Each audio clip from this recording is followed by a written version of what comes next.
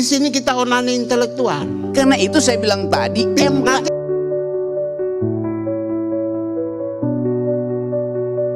mereka akan proses nggak? Menerima nggak? akan dia tolak. Ya kalau tolak ngapain kita diskusi? Dengarkan kalimat berikut saya. Oh iya.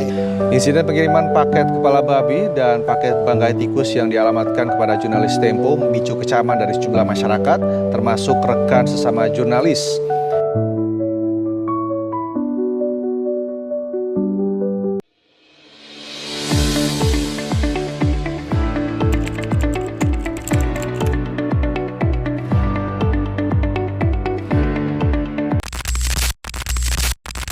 Setiap hari, jutaan berita berseliweran. Tapi, seberapa besar pengaruhnya terhadap cara kita berpikir, merasa, dan bertindak? Media massa adalah jembatan antara dunia dan masyarakat. Ia menyampaikan informasi, membentuk opini, dan bahkan menentukan isu apa yang dianggap penting. Secara umum, media memiliki 4 peran utama: menyampaikan informasi, memberikan edukasi, menjadi sumber hiburan, dan bertindak sebagai pengawasan sosial. Tanpa media, banyak hal penting takkan pernah diketahui publik. Mulai dari hasil pemilu, gempa bumi, hingga kebijakan pemerintah. Para pemerintah dan masyarakat tidak perlahan mereda dan di berbagai kebijakan pelonggaran kegiatan. Media massa bukan sekedar penyampai pesan, ia punya kekuatan untuk mempengaruhi cara kita berpikir, merasa, bahkan bertindak. Ketika sebuah berita disiarkan berulang kali, ia membentuk persepsi. Ketika satu sisi ditekankan lebih dari yang lain, ia membentuk opini. Inilah yang disebut efek media. Efek media bisa bersifat langsung, membuat kita marah, takut, dan tergerak. Tapi juga bisa pelan dan tak terasa, seperti membentuk cara pandang kita terhadap dunia. Melalui proses seperti framing dan agenda setting, media memilih mana yang penting untuk diketahui dan mana yang bisa diabaikan. Media juga bisa memperkuat stereotip, menciptakan ketegangan, atau bahkan memperburuk polarisasi masyarakat.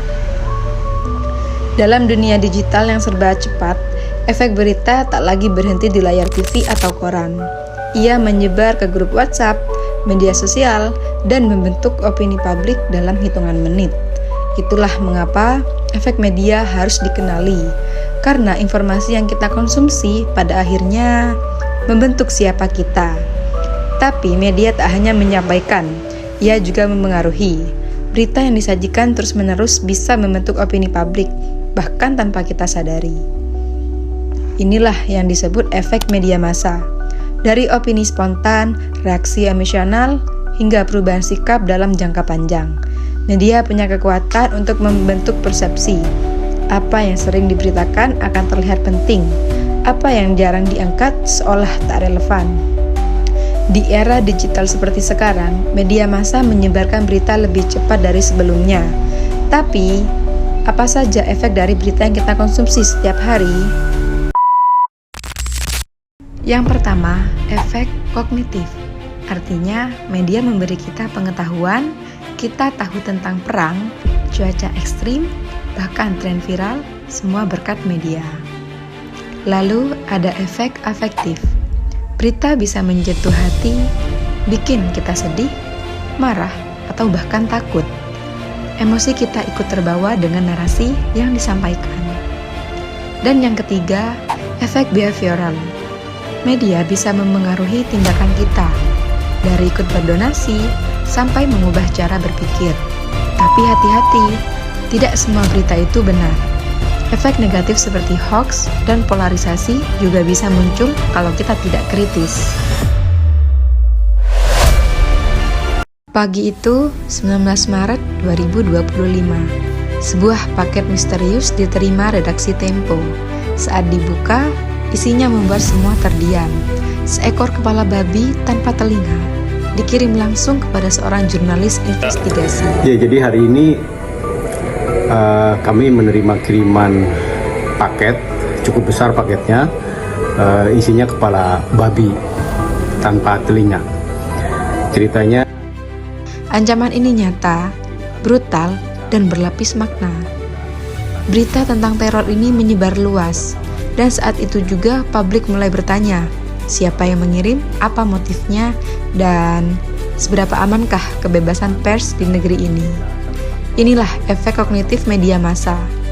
Ia membuat kita berpikir, menganalisis, menyadari bahwa ancaman terhadap satu jurnalis bisa berarti ancaman terhadap demokrasi.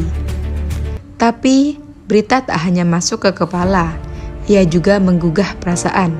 Banyak yang merasa marah, kecewa, takut.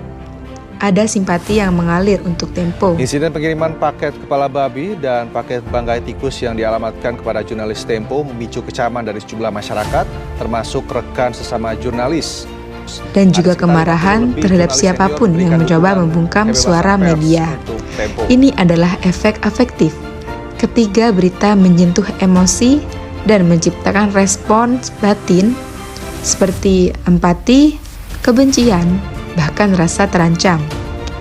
Dan akhirnya emosi itu berubah jadi aksi. Tempo melaporkan kasus ini ke Bareskrim. Solidaritas datang dari masyarakat, sesama jurnalis, dan organisasi pers. Beberapa menggelar aksi damai, banyak yang menyuarakan dukungan lewat media sosial. Inilah efek behavioral, ketika media tidak hanya membentuk pikiran dan perasaan, tapi juga mendorong tindakan nyata. Kasus kepala babi ini mungkin hanya teror terhadap satu kantor berita. Ini adalah bukti nyata bahwa media punya kekuatan besar, kekuatan untuk membentuk opini, menggugah nurani, dan menggerakkan masyarakat.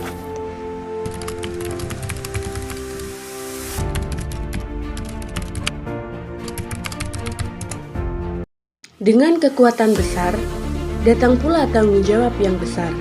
Media memiliki tanggung jawab moral dan profesional untuk menyampaikan informasi yang benar, berimbang, dan tidak memihak.